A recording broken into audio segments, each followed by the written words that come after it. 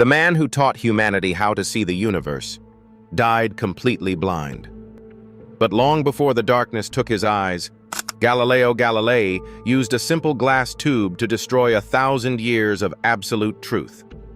It is 1609. Europe lives inside a rigid mathematical cage. For centuries, brilliant minds accepted a fundamental lie. The Earth sits dead center. Nothing moves, nothing changes. Everything else, the sun, the moon, the planets, and the stars, rotates around us in perfect circles. This is the geocentric model. Ptolemy wrote the math. Aristotle provided the logic. The Church made it the law of God.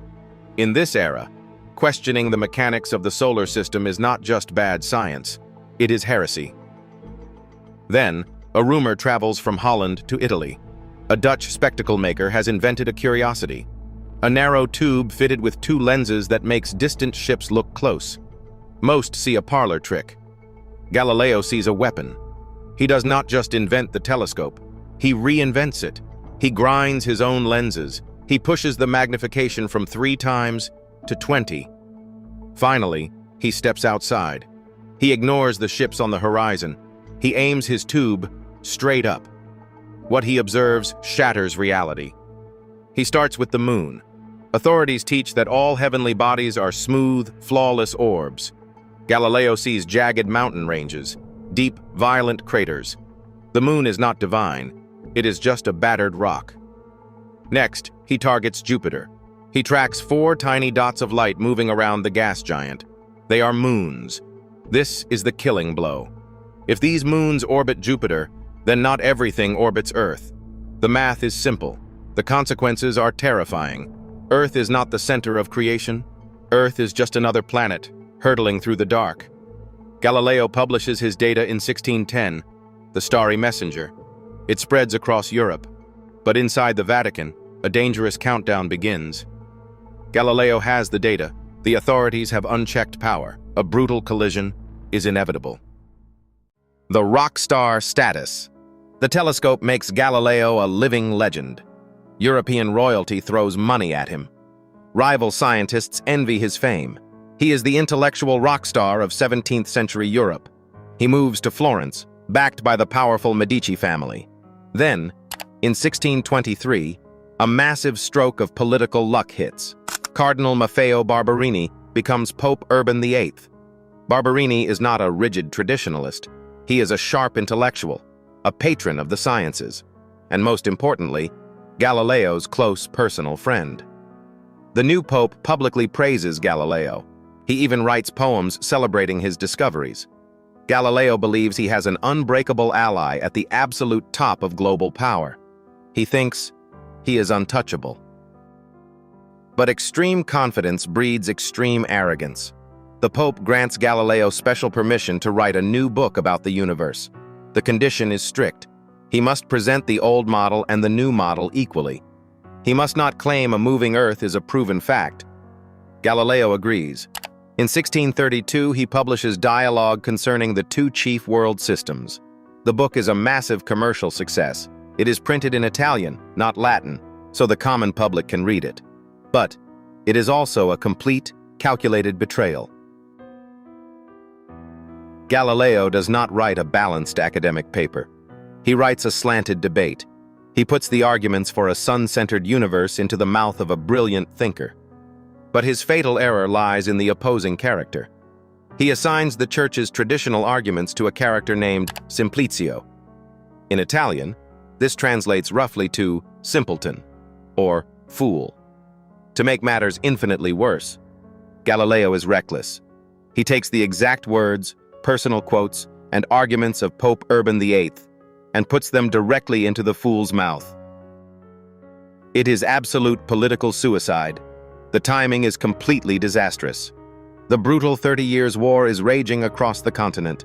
The Catholic Church is losing massive territory to Protestant armies. Pope Urban VIII is under intense pressure to show iron strength, to aggressively crush internal dissent.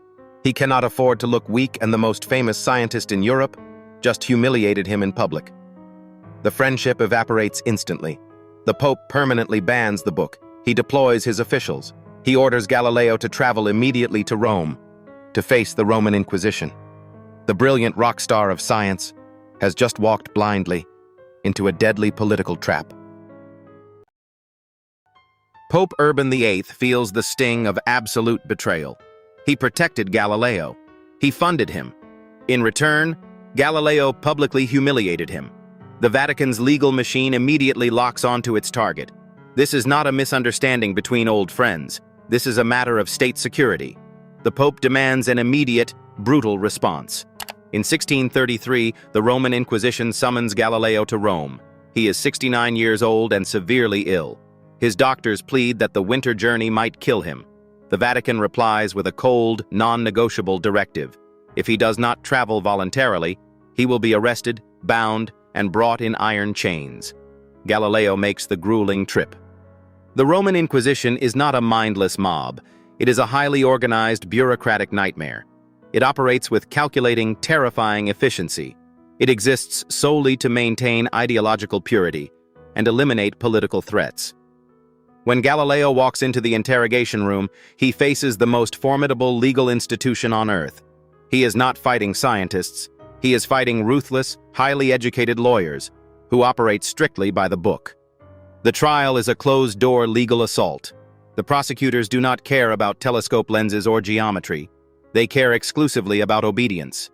They charge Galileo with vehement suspicion of heresy. They present a document from 1616, explicitly forbidding him from holding or teaching the heliocentric theory. Galileo argues he only presented it as a hypothesis. The interrogators dismiss his defense. They show him the instruments of physical torture. They do not use them. They do not have to. The mere display of the threat, combined with the crushing psychological pressure, breaks him completely. On June 22, 1633, the climax arrives. The most brilliant mind in Europe is dressed in the white shirt of a penitent sinner. He is forced to his knees in the grand hall of Santa Maria sopra Minerva, surrounded by the highest cardinals of the church. Galileo Galilei physically submits to absolute power. He reads a prepared statement. He abjures, curses, and detests his own life's work. He verbally destroys the factual truth of a moving earth. The Inquisition issues its final sentence. His book is banned. He is sentenced to formal imprisonment, quickly commuted to strict house arrest for the rest of his natural life. The political machine wins. The Vatican permanently crushes the intellectual rebellion. The old man goes home, utterly defeated by the system. The prisoner Galileo returns to his villa in Arcetri. He is a prisoner for the rest of his life. The church strictly monitors his visitors. He is forbidden from discussing a moving earth. But the Vatican cannot police his mind. Confined to his home, he shifts his focus from the cosmos back to the ground. He secretly writes his final masterpiece. He summarizes 40 years of work on kinematics and the strength of materials. The manuscript is smuggled out of Italy. It is published in Holland in 1638. Far from the Inquisition's reach. This book lays the foundation for modern physics. Isaac Newton will eventually build his empire upon it. Then, the ultimate irony strikes. The man who expanded human vision further than anyone in history loses his own. By 1638, Galileo is completely blind. Glaucoma and cataracts destroy his eyes. He spends his final 4 years in total darkness. He dies on January 8, 1642, at the age of 77. The church denies him a grand public funeral. They bury him in a small hidden room. They believe they have erased his rebellion. They are wrong. The geocentric model is already bleeding to death. The telescope is out in the world. The mathematical truth is spreading. Legend dictates that as he rose from his knees after his forced confession in Rome, the defeated old man muttered a final, defiant phrase under his breath. It is a whisper that outlives the Inquisition, outlives the Pope, and echoes through the absolute fabric of modern history. Eppur si muove. And yet, it moves.